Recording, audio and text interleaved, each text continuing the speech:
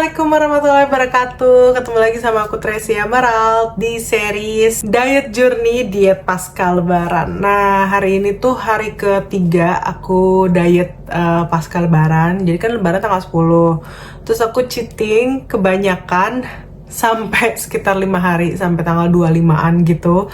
Dan ternyata berat badanku udah naik 3 kilo. Dan juga body fat aku udah naik banyak banget. Jadi aku sekarang lagi program untuk mulai diet lagi setelah Lebaran. Jadi ini udah hari ketiga. Nah, aku mau ceritain sama kalian nih gimana journey-nya. Nah, jadi sekarang itu tanggal 18 April ya teman-teman.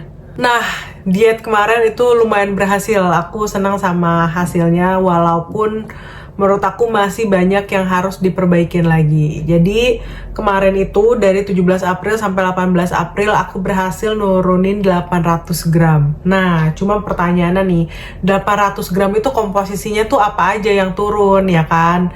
Nah,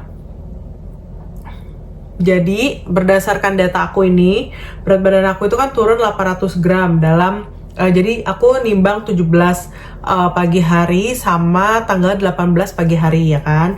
Nah, body fat aku itu ikutan turun 0,1%. Menurut aku itu kurang signifikan ya. Nah, nanti kita bahas di belakang faktor-faktornya apa aja nih yang mempengaruhi komposisi tubuh aku berubahnya kayak gini. Nah, terus udah gitu yang kurang bagusnya di sini adalah muscle aku turun 430 gram. Which is setengah kilo aku kehilangan muscle aku. Itu cukup sedih sih sebenarnya, tapi ada alasannya. Dan juga bone mass aku tuh turun 20 gram. 20 gram kayaknya kalau buat tulang lumayan juga ya.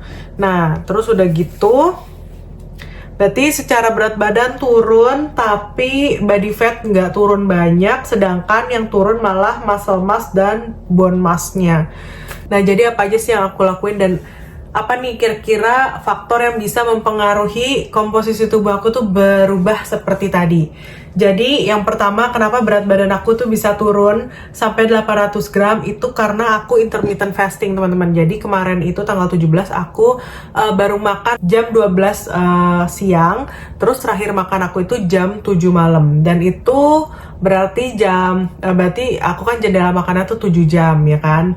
Nah, itu bisa mempengaruhi kalori yang masuk lebih sedikit dibanding aku nggak intermittent fasting. Nah, yang kedua itu adalah faktor tidur. Nah, aku sebenarnya menyadari nih kenapa body fat aku tuh turunnya dikit banget. Itu sebenarnya karena aku tuh kurang tidur. Jadi aku itu tanggal 17 kemarin itu tidurnya itu hanya 5 jam. Jadi aku tidur jam 12 malam sampai jam 5 pagi. Which is harusnya aku itu tidurnya lebih cepat dari jam 12 malam gitu. Karena kan harusnya 7 sampai 8 jam istirahat. Terus makanan. Nah, makanan aku itu kenapa aku bisa turun sampai 800 gram? Karena aku itu makannya di tanggal 17 itu mostly protein. Terus udah gitu aku nggak makan karbo sama sekali. Aku cuma makan buahnya itu jeruk 2 pieces. Gitu. Jadi komposisi yang aku makan itu lebih banyak protein, lemak, dan juga buah aja gitu. Dan buah komposisinya juga sedikit gitu. Jadi gula yang masuk juga nggak terlalu banyak kan. Nah, terus udah gitu untuk aktivitas harian. Nah nih, ini kunci kenapa muscle dan bone mass aku itu bisa turun.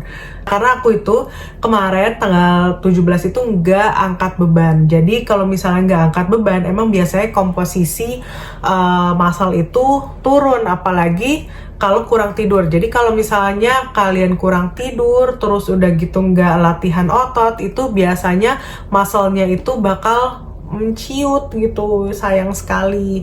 Nah, terus kalau misalnya muscle kalian itu menciut atau mengecil, otomatis kepadatan tulang itu juga bakal terganggu gitu. Jadi biasanya itu satu paket tuh, kalau muscle-nya turun, bone mass-nya ikutan turun juga komposisinya kayak gitu. Nah, sebenarnya kenapa berat badanku tetap turun? Karena kemarin itu aku emang banyak banget melakukan aktivitas kardio. Jadi aku bersih-bersih rumah, aku deep clean rumah gitu kan. Jadi emang bener-bener gerak terus. Dan juga aku jalan sore sekitar 45 menit gitu di taman. Jadi kardio aku bagus, karena itu aku masih ada pembakaran lemak dan turun berat badan. Tapi karena aku nggak angkat beban dan aku begadang, itu yang menyebabkan masalah aku itu mengecil dan juga bone mass aku turun gitu. Tapi overall badan aku hari ini lumayan enakan, walaupun telapak kaki masih sakit, walaupun masih ada pegel-pegel gitu ya. Tapi karena makan aku nggak gitu jorok, jadi aku tuh kalau misalnya makan banyak gula atau karbo itu biasanya badan aku jadi ya sakit-sakit gitu. Mungkin karena pengaruh ada glutennya juga ya gitu. Nah guys, kekurangan aku dalam diet itu adalah aku tuh sebenarnya nggak bisa konsisten. Makanya kalau misalnya kalian ikutin journey aku, tiap hari tuh bakal beda-beda nih kisah dan ceritanya, dan komposisi tubuh aku tuh bakal berubah-ubah terus. Makanya ikutin video aku terus, oke? Sekian yang aku mau ceritain untuk diet aku di hari ketiga. Semoga besok juga bagus hasilnya. Tapi hari ini aku nggak intermittent fasting guys, jadi aku ya semoga aku nggak kalap makan malam deh. Dadah!